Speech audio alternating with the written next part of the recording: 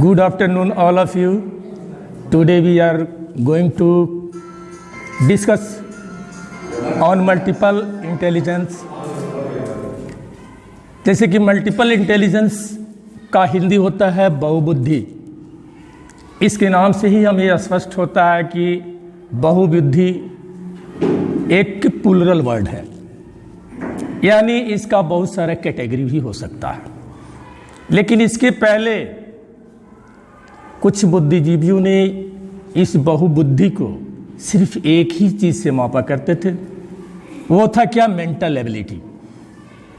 जो पढ़ने लिखने में या किसी भी मैटर में तेज हुआ करते थे, इंटेलिजेंट हुआ करते थे, उनको यही लोग कहते थे कि ये बुद्धिजीवी है। लेकिन एक थे फिलोसफर थे जो अमेरिका के थे, हार्वर्ड गार्डनर। उन्होंने कहा कि नहीं, बुद्धि जो है 7 टाइप्स के होते हैं। उन्होंने सबसे पहले 1983 में उन्होंने फर्स्ट ऑफ ऑल इसके ऊपर अपना डिस्कस किया और उन्होंने बताया कि ओनली 7 टाइप्स के होते हैं। बुद्धि जो है 7 टाइप्स के होते हैं और उनका डिस्कस जारी रहा। फिर उन्होंने 1998 में एक पॉइंट को और ऐड किया और कहा कि नहीं, बुद्धि 8 टाइप्स के होते हैं। मल्टीपल इंटेलिजेंस 8 टाइप का होता है। फिर उन्होंने 2000 में एक और रिसर्च करने के बाद, डिस्कस करने के बाद एक और पॉइंट को ऐड किया। तब उन्होंने कहा कि नहीं, मल्टीपल इंटेलिजेंस को 8 डिफरेंट पार्ट में डिवाइड कर सकते हैं। इस तरह से उन्होंने 9 टाइप में तो कन्वर्ट किया, लेकिन 8 टाइप को गवर्नमेंट ने क्या किया कि इंक्लूड करके बुक में हम लोगों को एनसीईआरटी के बुक में पब्लिश कर दिया, जिसे हम स्टडी भी करते हैं। तो ये मल्टीपल इंटेलिजेंस को 8 टाइप में कन्वर्ट किया गया। तो उसमें फर्स्ट था लिंग्विस्टिक इंटेलिजेंस। इसका हिंदी होता है भाषाई ज्ञान। भाषाई ज्ञान एक ऐसा मतलब इंटेलिजेंस है, एक ऐसी बुद्धि होती है जिसके माध्यम से हम लोग एक किसी भी चीज पर जो पैराग्राफ लिखते हैं या किसी चीज पे टॉपिक पे हम कुछ कहना चाहते हैं, ये सारी ज्ञान इसी बुद्धि से होती है, लिंग्विस्टिक इंटेलिजेंस से ही होती है।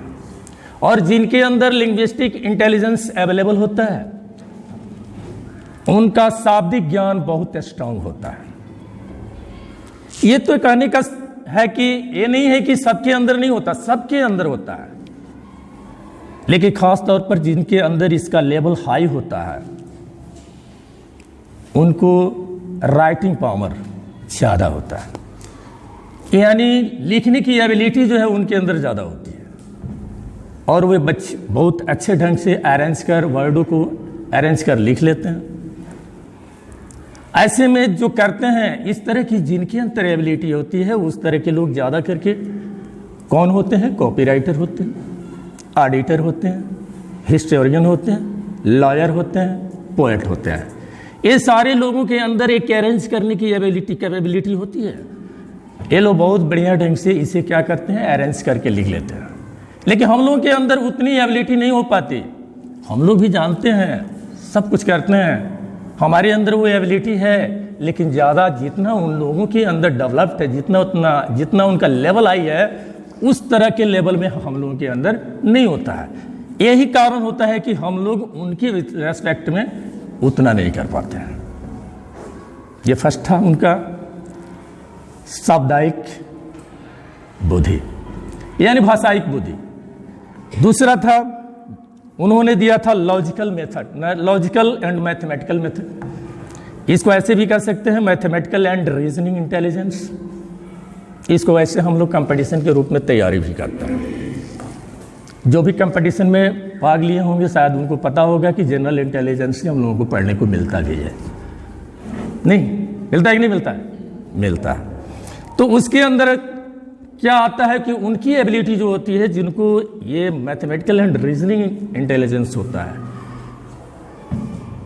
उनकी अच्छी पकड़ होती है किसी भी चीज को, किसी भी बात को प्रूफ कर देने का। जिनके अंदर मैथमेटिकल, वो मैथमेटिक्स के सहारे क्या करते हैं, वो प्रूफ करने की एबिलिटी उनके अंदर ज़्यादा होती है। किसी भी चीज़ को इक्वेशन बनाने का, किसी भी सीक्वेंस को समझने का उनके अंदर एबिलिटी ज़्यादा होता है। वे क्या करते हैं, वे तर्क दे करके इसे प्रूफ भी कर लेते हैं, अच्छे ढंग से किसी भी मैथमेटिक्स को सॉल्व भी कर लेते हैं। ये सारे के अंदर होती है, हम सभी के अंदर होती है। लेकिन मैथमेटिक्स, बहुत सारे लोग हम में से होते हैं जो कि कहते हैं कि बहुत ही हार्ड सब्जेक्ट है। जैसे कि एग्जाम्पल में एक हमारे साहबुद्दीन सर हैं, वे बोलते भी हैं कि सर देखिए ये तो बहुत हार्ड है, ये बचपन से मैं नहीं किया।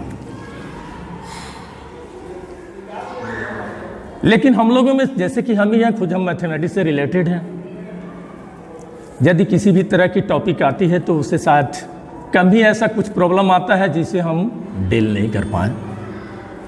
डील करने में हम लोगों की भी परेशानी होती है, लेकिन क्या है कि एक लेवल थोड़ा सा हाई होने के कारण क्या होता है, उसको अंडरस्टैंड करने में प्रॉब्लम नहीं आता है। बस डिफरेंस इतना ही होता है, क्योंकि उस टॉपिक के पीछे, उसके पीछे उस लेवल को डेवलप करने के लिए हम लोग थोड़ा सा ज़्यादा मेहनत किए। और कुछ लोग हैं जो कि इस टॉपिक पे क्या करते हैं, वो अपने आप को डेवलप नहीं कर पाते हैं।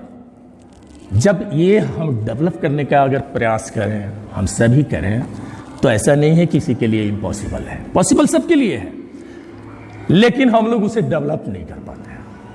तो यहाँ जरूरत पड़ती है क्या, इस चीज़ को डेवलप करने का, यानी डेवलप करने का क्या, स्टडी करने का। और ये कहाँ मिलता है, जब हम ये इसको भी डेवलप करने के लिए हमें सपोर्ट चाहिए ना, तो वह सपोर्ट हमें कहाँ मिलता, कहाँ से है, स्कूल से मिलता है, या कहीं जिस मतलब कि जो स्टडी करवाता है या ट्रेनिंग देता है, जो कुछ भी हो, वहाँ पर हमें इसका ज्ञान मिलता है। और हम इसे उसके माने हेल्प से हम इसको क्या कर सकते हैं, डेवलप कर सकते हैं। लेकिन किसी किसी को ऐसा भी होता है कि हेल्प मिलते हुए भी वो अपने आप को डेवलप नहीं कर पाता। तो ये है लॉजिकल और मैथमेटिकल्स, सेकंड उन्होंने दिया था टॉपिक। और इसमें जिनका लेवल हाई होता है वो ज़्यादा करके कौन होते हैं, बैंकर लोग होते हैं, इंजीनियर लोग होते हैं, साइंटिस्ट भी इसी लेवल में आते हैं, इसी कैटेगरी में आते हैं। और स्टैटिक्स और सीए जो करते हैं, चार्टर अकाउंटेंट का काम, वह ईजिली उनका मैथमेटिक्स पे पकड़ होता है, वे मैथमेटिक्स को ईजिली डील कर लेते हैं, समझा देते हैं। तो ये भी क्या है, एक अलग टाइप की बुद्धि होती है नहीं। दूसरा, तीसरा होता है क्या, एस्पाशियल विजुअल इंटेलिजेंस, इसको कहते हैं स्थानीय बुद्धि। स्थानीय बुद्धि में क्या आता है, स्थानीय बुद्धि में यह होता है इस तरह के व्यक्ति के अंदर किसी भी चीज को कम स्पेस में कंस्ट्रक्ट करने की आइडिया ज्यादा होता है। एज एग्जाम्पल में हम ले लें तो एक आर्किटेक्चर जो होता है, कोई मूर्तिकार होता है, वो बहुत सारा छोटा या बड़ा जिस साइज में देना हो, उसकी आकृति शेप देना हो, दे देता है, देते नहीं है। वह देख के किसी भी चीज को और क्या करता है, उसके शेप को सेम टू सेम बना देता है।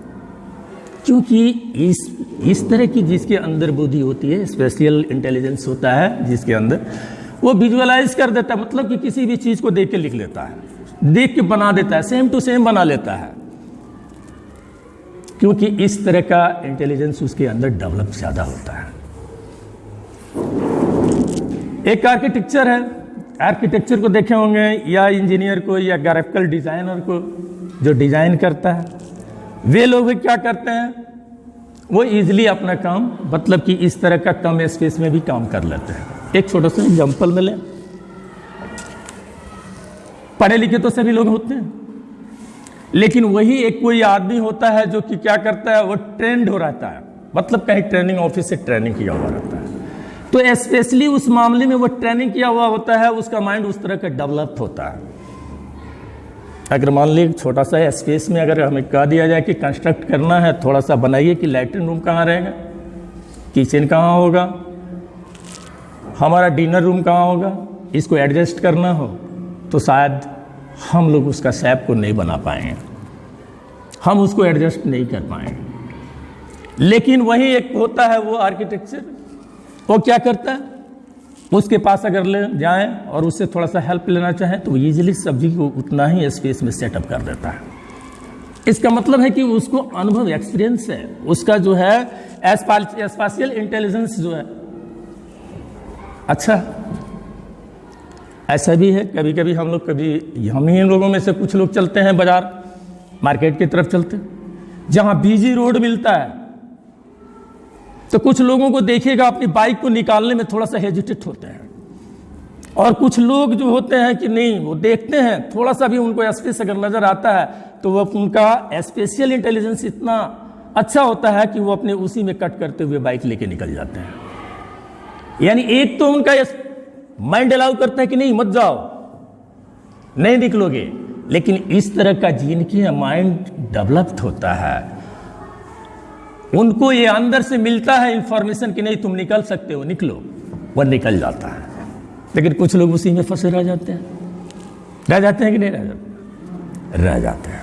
इसका मतलब है कि उनका स्पेशियल इंटेलिजेंस जो है वीक है, उसका लेवल, उसका स्टैंडर्ड उतना हाई नहीं है, जिसके कारण वो क्या होते हैं, पीछे छूट जाते हैं और वो कट करते हुए निकल जाता है।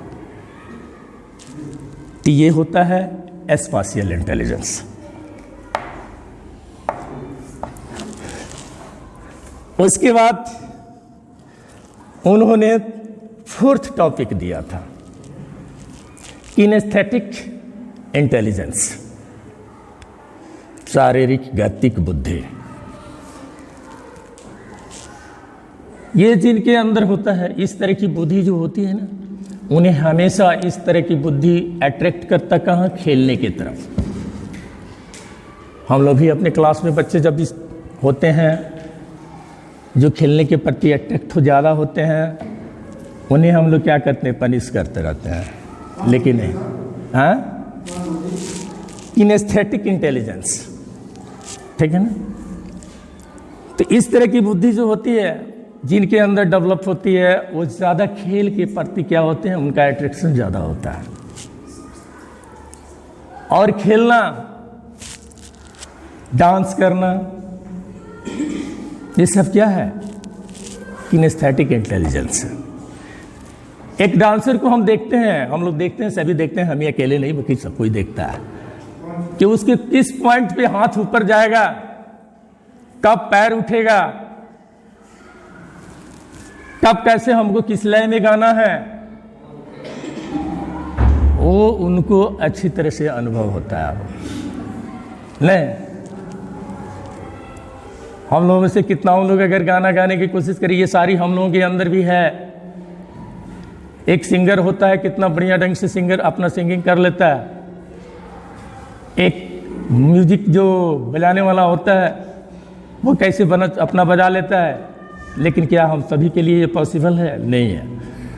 हाँ, लेकिन ये नहीं है कि हमारे अंदर वो एबिलिटी नहीं है, वो बुद्धि हमारे पास भी है, लेकिन उसका लेवल हाई नहीं है।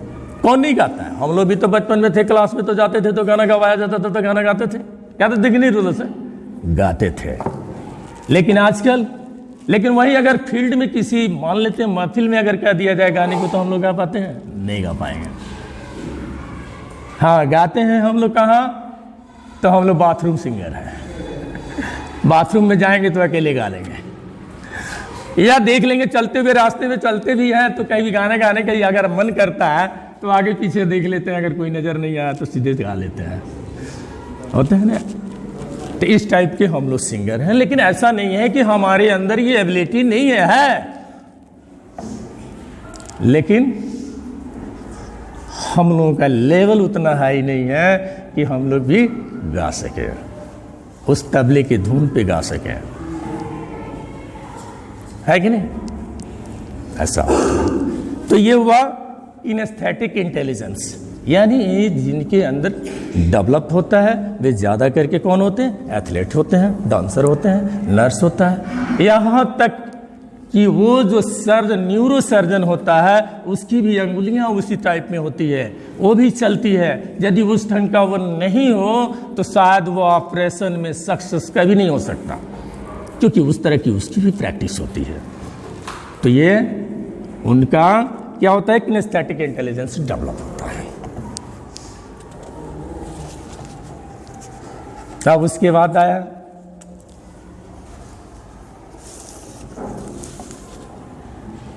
Musical intelligence. म्यूजिकल इंटेलिजेंस में कौन होता है, ये थोड़ा बहुत इससे मिलता जुलता है। ये होता है संगीत संबंधी बुद्धि। संगीत संबंधी बुद्धि जिनके अंदर होती है वो क्या होते हैं, थोड़ा सा गाने में, बजाने में, जितने भी तबला वादक होते हैं, जैसे ये अनुराधा पडवाल है, गुलशन राजा है, ये सारे लोग क्या हैं, म्यूजिकल इंटेलिजेंस इनके अंदर ज़्यादा है। इनकी लेवल जो है इस मामले में, म्यूजिकल के मामले में, म्यूजिक के मामले में ज़्यादा है। और ये लोग अच्छा से म्यूजिक कर लेते हैं। इनकी उंगलियां जो है अच्छे ढंग से काम करती है। जो भी इंस्ट्रूमेंट, जो भी ये क्या बोलते हैं, तबला उबला ये सब बजाते हैं,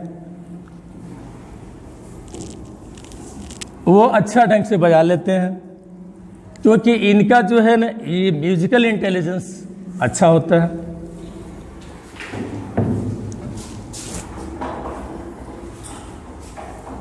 उनका एक गाने का स्टाइल जो भी होता है वो ठीक ठाक होता है। उसके बाद नेक्स्ट पॉइंट है इंट्रापर्सनल इंटेलिजेंस। इतना सारी पॉइंट्स आने के बाद फिर हम एक और चीज पे हम लोग सोचते हैं, अपने आप के बारे में, यानी वन फीलिंग के बारे में हम लोग सोचते हैं, अपनी इच्छा, अपना वन डिजायर के बारे में हम लोग सोचते हैं, और इसका कंपेयर हम दूसरों से करते हैं। यानी हम अपने आप को ये मापते हैं, अंकन करते हैं कि हम कहां तक हैं, हमारे अंदर एबिलिटी कहां तक है, और इसी एबिलिटी के मीडियम से हम दूसरे की एबिलिटी को भी भापते हैं। अगर ये एबिलिटी हमारे अंदर नहीं है तो हमें ये फील होता है कि हम इस लायक नहीं हैं। अगर ये एबिलिटी हमारे अंदर है तो कोई अगर दूसरा है तो उसकी एबिलिटी के बारे में हम इजीली समझ पाते हैं। जैसे कोई अगर बच्चा मान लो क्लास में डिस्टर्ब करता है, नहीं समझ पाता है, तो हमें ये फील होता है कि आखिर वह क्यों नहीं समझ रहा, इसका कारण क्या हो सकता है। तो इस चीज को समझने के लिए सबसे पहले हमारे पास ये होना चाहिए, फीलिंग का नॉलेज होना चाहिए। हमें उस रास्ते से गुजरे हैं, हमें अपना स्टैंडर्ड, अपने बेस के बारे में मालूम है, तो हम इजीली कंपेयर कर उसके बेस को पहचान सकते हैं। ये हमें क्या करता है, दूसरे को पहचानने में हेल्प करता है। सबसे ज़रूरी है कि हमें अपना ये इंट्रापर्सनल इंटेलिजेंस जो होता है, ये हमें अपने आप को मापने में हेल्प करता है, मेजर करने में हेल्प करता है।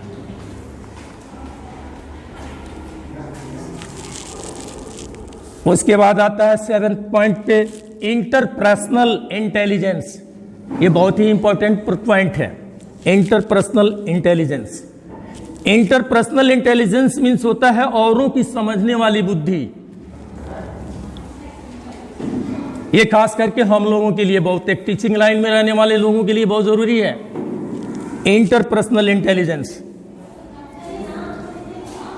और जो लीडर टाइप के लोग होते हैं उनके पास ये बुद्धि ज्यादा करके होती है। इंटरपर्सनल इंटेलिजेंस में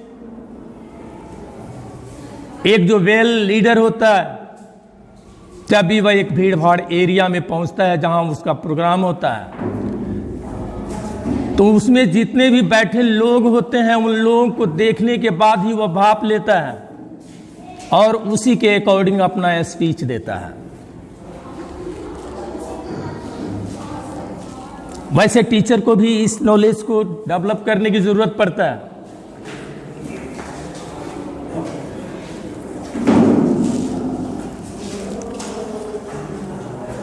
क्योंकि एक टीचर जिनका इंटरपर्सनल इंटेलिजेंस अच्छा होता है, वे अच्छे ढंग से भीड़ में बैठे लोगों को हो गया समझ लेते हैं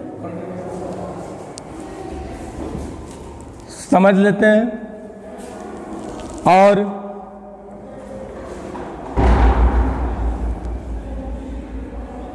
जैसे कि हम लोग क्लास में पढ़ाते हैं, पढ़ाते पीरियड में कोई अगर बच्चा नहीं समझ रहा है तो इस चीज का हमें पता होना चाहिए कि वो कैसे समझेगा। उसे समझाने के लिए हमें अपना एक ट्रिक सर्च करना होता है। नहीं, अगर कुछ नहीं करते हैं, कोई ट्रिक अगर नहीं अपनाते हैं, समझाने की कोशिश नहीं करते हैं, तो वो हम बकबकाते रहेंगे, अपनी बातों को रखते रहेंगे, कहते जाएंगे, लेकिन वो नहीं समझ पाएगा और यहाँ तक कि वो हमें डिसलाइक भी करना शुरू कर देता है, वो लाइक भी नहीं करता है। इतना ही नहीं, जहाँ तहाँ जाकर के वो बुराइयाँ भी शुरू कर देता है, ऐसा ठीक ठाक नहीं है, पढ़ाते नहीं है। इंटरपर्सनल इंटेलिजेंस जिनके अंदर होती है, वे लोग ज़्यादा करके टीचर, लीडर, जैसे हम कंपेयर करें नरेंद्र मोदी और राजीव गांधी को, तो राजीव गांधी का हम देखते हैं कि इंटरपर्सनल इंटेलिजेंस उतना अच्छा नहीं है, क्योंकि वो मूड भीड़ को देखकर अपनी उसके मूड को भाप नहीं पाते हैं, यानी इंटरपर्सनल इंटेलिजेंस उसका अच्छा नहीं है। लेकिन वही एक नरेंद्र मोदी है जिनका इंटरपर्सनल इंटेलिजेंस बहुत ही अच्छा है। जब वो भीड़ भाड़ में पहुंचते हैं तो वो लोगों को मूड देखकर उसके अकॉर्डिंग अपना स्पीच देना शुरू करते हैं। इसलिए ये इंटरपर्सनल इंटेलिजेंस जिनके अंदर होती है, उनकी लोगों पे पकड़ ज़्यादा होती है। उनके बहुत सारे दोस्त होते हैं, वे लोगों को ईजिली सेटिस्फाई कर लेते हैं। ऐसे लोगों के अंदर इंटरपर्सनल इंटेलिजेंस ज़्यादा डेवलप्ड होता है। और उसके बाद आता है नेचुरलिस्टिक इंटेलिजेंस, प्राकृतिक बुद्धि। यानी इस तरह के इंटेलिजेंस जिन व्यक्तियों में डेवलप्ड होता है, वे नेचुरल चीज़ों से लगाव उनका ज़्यादा होता है। वे नेचुरल चीज़ों को अच्छी तरह से समझते हैं। जैसे एक फार्मर होते हैं, वह खेतों में जाते हैं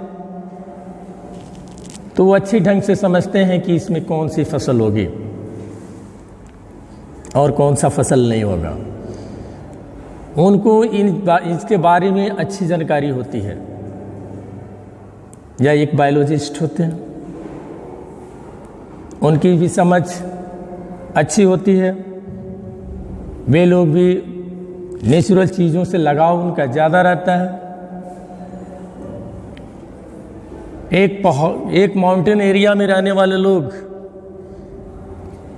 कभी भी वो एक टाउन में रहना पसंद नहीं करते हैं, क्योंकि उन्हें एक नेचुरल चीज़ों से लगाव ज़्यादा होता है। नेचुरल चीज़ों से लगाव होने के कारण वे लोग ज़्यादा करके जंगलों में, पहाड़ों में रहना पसंद करते हैं, या नेचुरल चीज़ों से लगाव उनका ज़्यादा रहता है, या नेचुरल चीज़ें जैसे नदी, रिवर के किनारे, जंगलों में, इस तरह के जगहों में वो ज़्यादा रहते हैं। ऐसे लोग आर्टिफिशियल जितने भी थिंग होते हैं उनसे लगाव उनका बहुत कम होता है। तो ये हो गया नेचुरलिस्टिक इंटेलिजेंस। नेचुरल इंटेलिजेंस में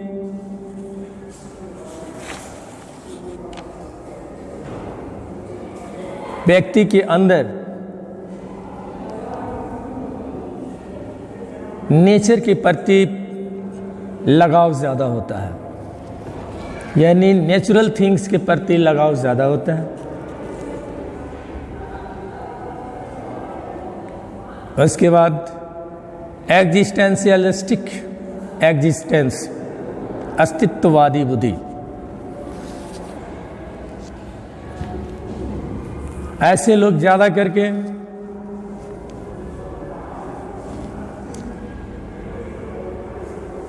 व्हाट और वाई में लगे होते हैं।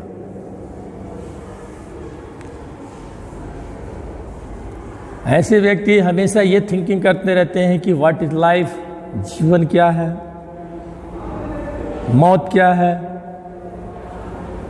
इसके ऊपर इनका थिंकिंग ज़्यादा चलते रहता है।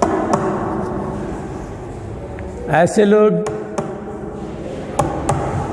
लोग ज़्यादा करके फिलोसोफर और संत होते हैं।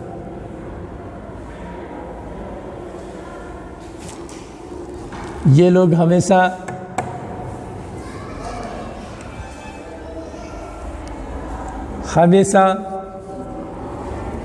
जीवन के बारे में सोचते रहते हैं।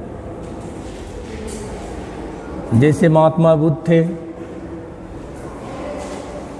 उन्होंने जीवन के बारे में सोचा, जीवन क्या है, हम यहाँ किस लिए आए हैं, हमारा कार्य क्या है। वे हमेशा इसी की स्टडी करते रहते हैं।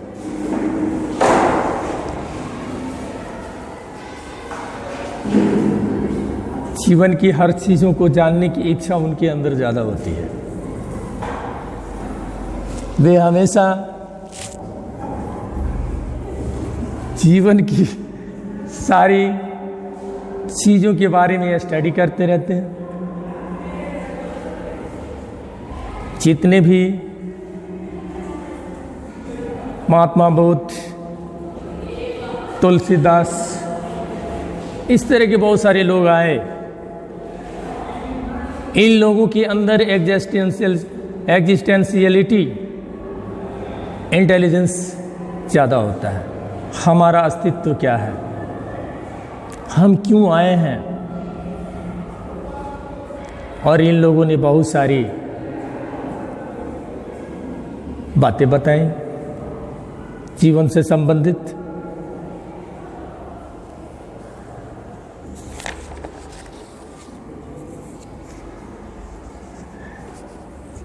जीवन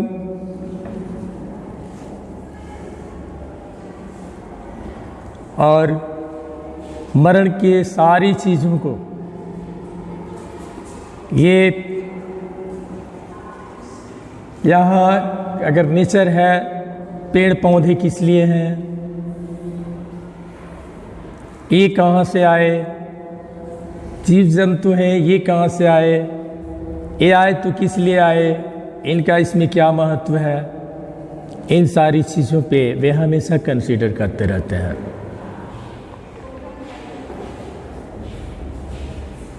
और ऐसे लोगों में हमारे एक सर आइजैक न्यूटन साहब भी थे। जिन्होंने बैठे बैठे पत्थर उछाला, फिर जब वह नीचे की ओर गिरा तो फिर वो थिंकिंग करना शुरू किए कि आखिर ये क्यों गिरता है।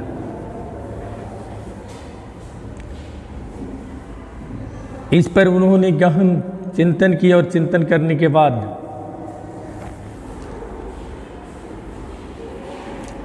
एक थ्योरी दी जिसे न्यूटन्स लॉ ऑफ ग्रेविटेशन भी कहते हैं। जीवन और मरण से संबंधित उसी तरह से एक महात्मा बुद्ध थे, उन्होंने भी जीवन और मरण से संबंधित बहुत सारी बातें बताई,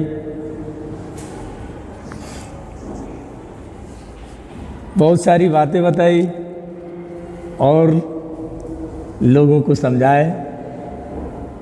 उन्होंने रिटन रूप में लोगों के सामने ये सारी बातें प्रस्तुत भी की।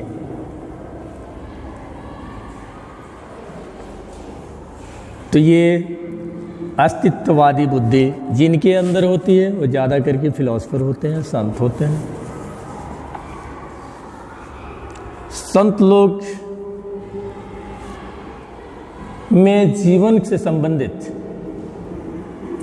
ये सारी चीज़ों पर वे हमेशा सोचते रहते हैं कि आखिर ऐसा क्यों हो रहा है। ये हमेशा इन पॉइंट पे स्टडी में लगे रहते हैं कि ऐसा क्यों हो रहा है।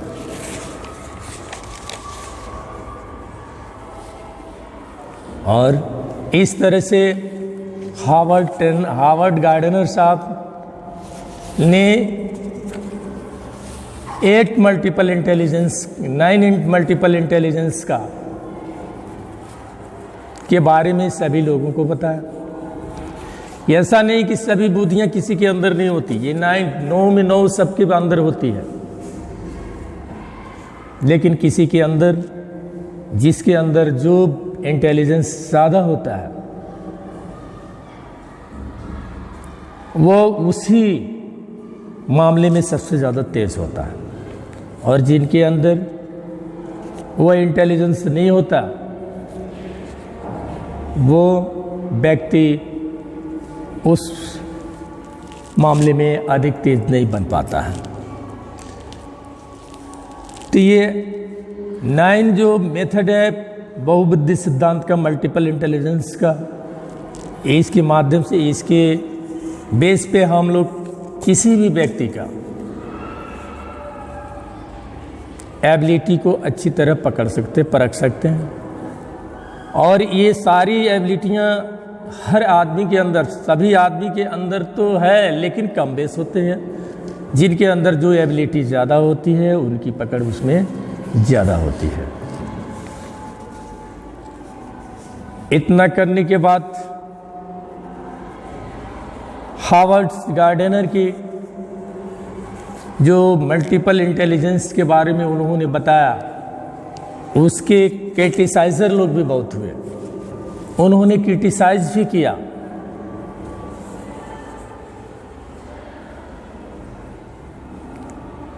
क्योंकि उन लोगों ने कहा कि मल्टीपल इंटेलिजेंस का कोई एक ऐसा स्टैंडर्ड नहीं है जिसके माध्यम से इसे मापा जा सके।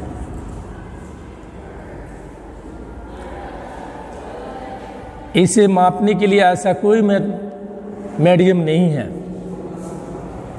यानी जितना उन्होंने दिया मल्टीपल इंटेलिजेंस का, इसका एक कोई ऐसा नहीं है जिसे हम मेजर कर सकें कि आखिर ऐसा क्यों होता है।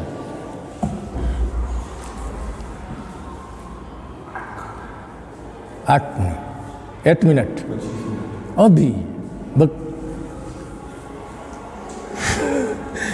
उसके बाद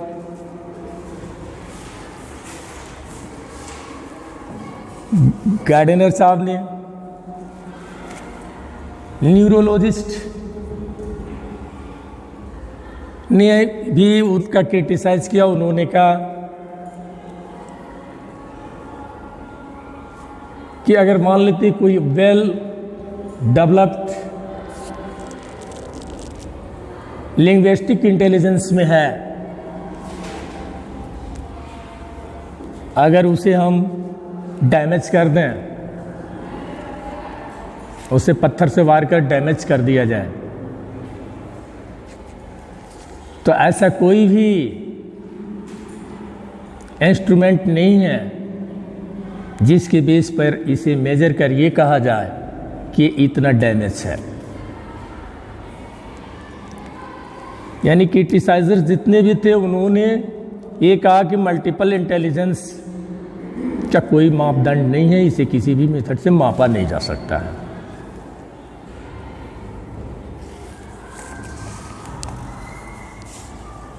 तो ये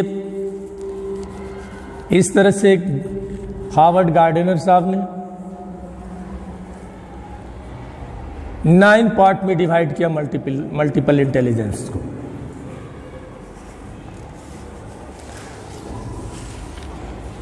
इसमें हम लोग जिस प्रोफेशन से जुड़े हैं उसमें सबसे ज़्यादा इंटरपर्सनल इंटेलिजेंस को डेवलप करने की ज़रूरत है।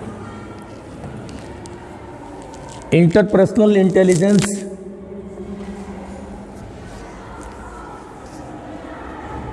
जिनका अच्छा होता है, जिसका लेवल अच्छा होता है, जिस टीचर के अंदर वे अच्छी तरह से हर बच्चे को समझ लेते हैं, हर बच्चे की क्या मेंटेलिटी है इसके बारे में उनकी समझ अच्छी होती है, वे अच्छे से समझ भी लेते हैं और वह किस टाइप का स्टूडेंट है इस चीज़ को भलीभांति समझ लेता है। तो ये टीचर के अंदर एबिलिटी होने पर वो बच्चों को उसी टाइप में कन्वर्ट करने में एबल होते हैं या उन्हें सेपरेट क्लास देते हैं, 1 हो या 2 हो या 3 हो, जो भी हो। अगर इस तरह का कोई है स्टूडेंट तो उन्हें सेपरेट कर क्लास देकर उनके अंदर भी और सारी इंटेलिजेंस को डेवलप किया जा सकता है। एक सोशल वर्कर होता है, उसमें भी ये इंटरपर्सनल इंटेलिजेंस होते हैं, क्योंकि उन्हें भी एक ग्रुप में रहने की आदत होती है, वो रहते हैं और जब ग्रुप में रहते हैं तो एक दूसरे की जब तक हम मूड को नहीं भापेंगे, अगर वो भापने की एबिलिटी हमारे अंदर नहीं है तो हमसे बहुत सारे लोग नाराज रहेंगे। और इन चीज़ों पर पकड़ जिनकी होती है वे लोग भलीभांति लोगों की समझ उनके अंदर होती है और जितने भी लोग सोशल वर्कर के साथ होते हैं वे सभी प्लीज्ड भी होते हैं। ऐसे जितने भी स्टूडेंट के अंदर अगर ये सारी इंटरपर्सनल इंटेलिजेंस का लेवल जिनका अंदर हाई होता है उनके साथ बहुत सारे दोस्त भी होते हैं, यानी उनकी दोस्ती बहुत जल्दी हो जाती है, वे जल्दी समझ लेते हैं कि कौन किस टाइप का है और जिस टाइप का वो रहते हैं उस टाइप के बच्चों से संगत उनकी हो जाती है। यानी उन कहने का मतलब है कि उनका इंटरपर्सनल इंटेलिजेंस अच्छा होता है, उसका लेवल अच्छा होता है। तो टीचर को भी आवश्यकता पड़ती है इस इंटरपर्सनल इंटेलिजेंस का लेवल हाई करने की, क्योंकि ये भी तो एक ग्रुप में ही रहते हैं, एक बच्चों के ग्रुप में ही रहते हैं और बच्चों की हर एक्टिविटी को समझना पड़ता है और इन सारी एक्टिविटीज़ को समझने के लिए हमारे अंदर भी इंटरपर्सनल इंटेलिजेंस को डेवलप करने की ज़रूरत पड़ती है। इंटरपर्सनल डेवलपमेंट को समझने की ज़रूरत पड़ती है, बट इंट्रापर्सनल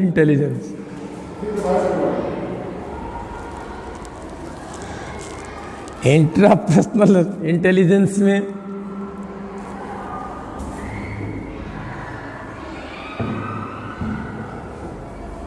वन फीलिंग,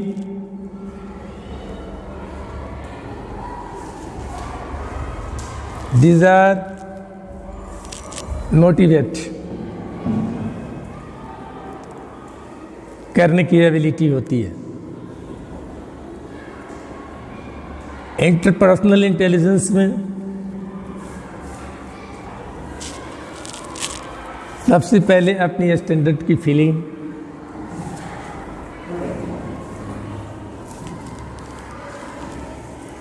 उसके बाद और डिज़ायर, अपना डिज़ायर होनी चाहिए जिससे हम अपने आप को समझ सकें कि हमारी लेवल क्या है।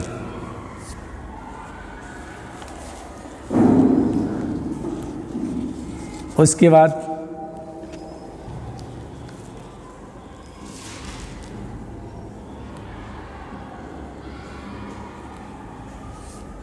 म्यूजिकल इंस्ट्रूमेंट, एक संगीत बुद्धि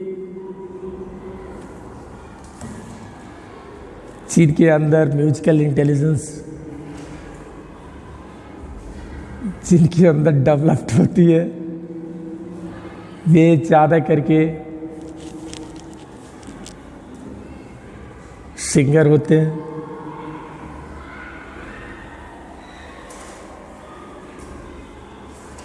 उन्हें डांस करने या सिंगिंग करने की एबिलिटी अच्छी होती है।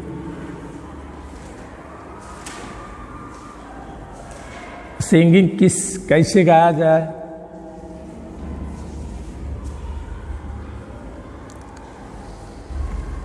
इंस्ट्रूमेंट को कैसे बजाया जाए, कब हमें वॉइस को रेज करना है, कब हमें लो करना है, ये सारी चीज़ों की नॉलेज उन व्यक्ति के पास अच्छी होती है जिनका म्यूजिकल इंटेलिजेंस अच्छा होता है।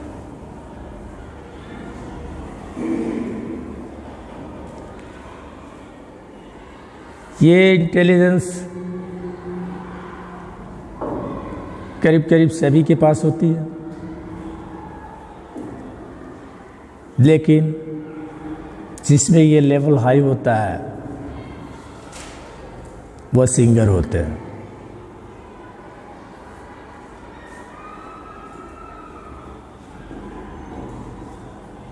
और वो अपनी सॉन्ग को बहुत बढ़िया ढंग से मैनेज कर लेते हैं, गा लेते हैं।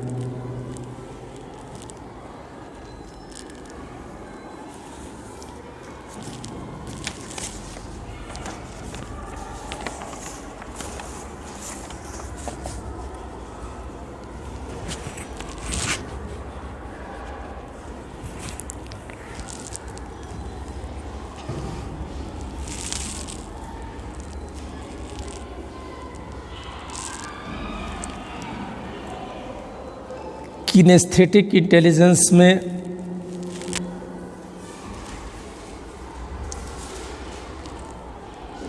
जिनका लेवल अच्छा होता है,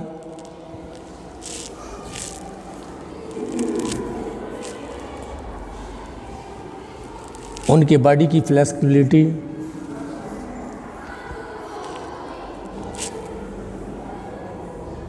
क्रिएटिविटी,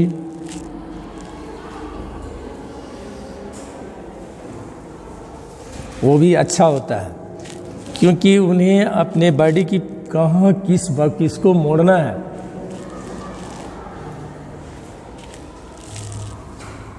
किसको क्रिएटिव करना है, उन्हें ये पता होता है। वो अपनी फ्लेक्सिबिलिटी, बॉडी की फ्लेक्सिबिलिटी से, माध्यम से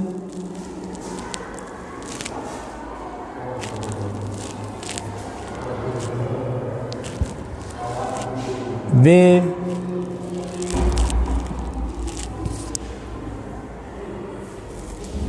अपने बॉडी को घुमाने में एक्सपर्ट होते हैं,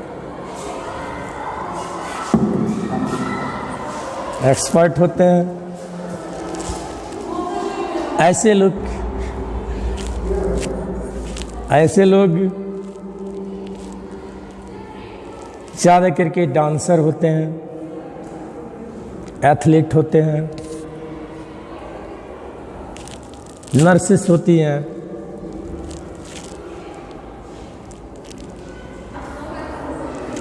इन्हें ये पता होता है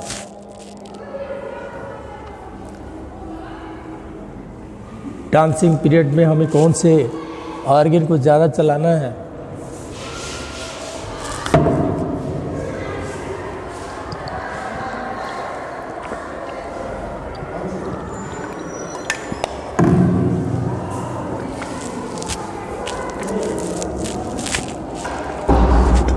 उन्हें ये पता होता है।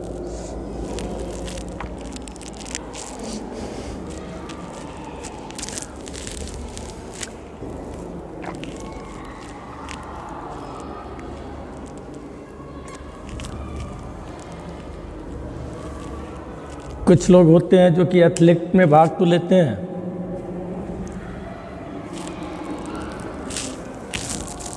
प्रैक्टिस सालों साल करते रह जाते हैं,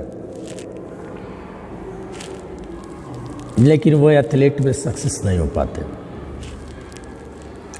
कुछ लोग हैं जो डांसिंग में भाग लेते हैं, डांस तो करते हैं, सालों साल लग जाते हैं, लेकिन फिर भी उनका सिलेक्शन किसी चीज़ में नहीं हो पाता। इसका मतलब है कि एथलीट या डांसर वही बन सकता है जिसका किनेस्थेटिक इंटेलिजेंस का लेवल हाई होता है, यानी ये समझ उनके अंदर अधिक होती है। अगर इस तरह का कोई नहीं है तो वे जो है ट्राई करने के बावजूद उस टारगेट को अचीव नहीं कर पाते जो उनके अंदर होती है। इसको डेवलप करने के लिए हम लोग कभी कभी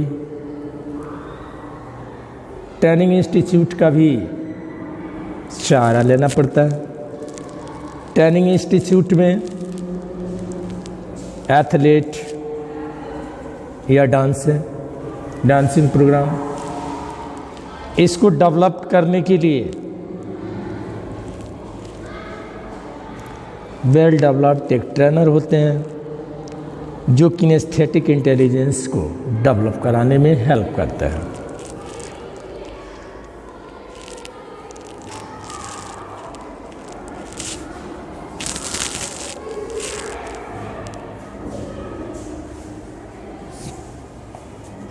ये इंटेलिजेंस जो 9 पार्ट में डिवाइड है,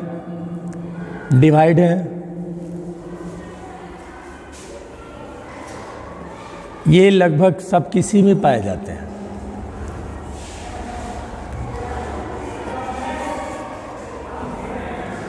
लेकिन ये जिसमें ज़्यादा मात्रा में पाई जाती है, यानी ये सब है जिसमें जो इंटेलिजेंस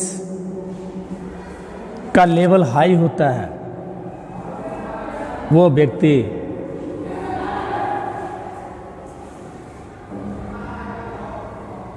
उसी माध्यम का, उसी लेवल का बन जाता है।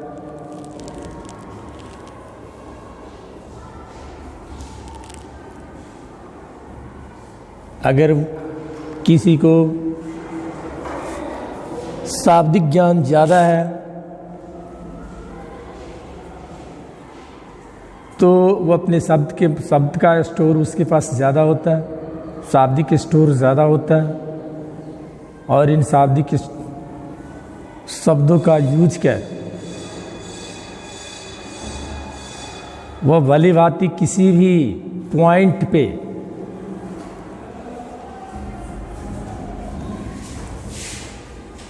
अपनी बातों को ईजिली लिख लेता है, एक क्यू में सजा देता है। और इस तरह की एबिलिटी लगभग सब किसी में नहीं होती है। ये वही व्यक्ति कर सकते हैं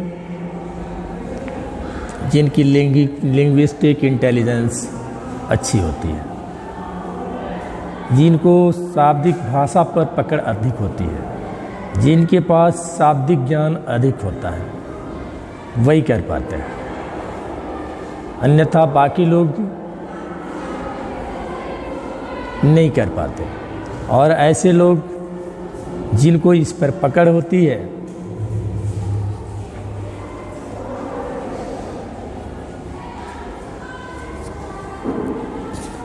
वो एडिटर्स, हिस्टोरियन, लॉयर और पोएट होते हैं।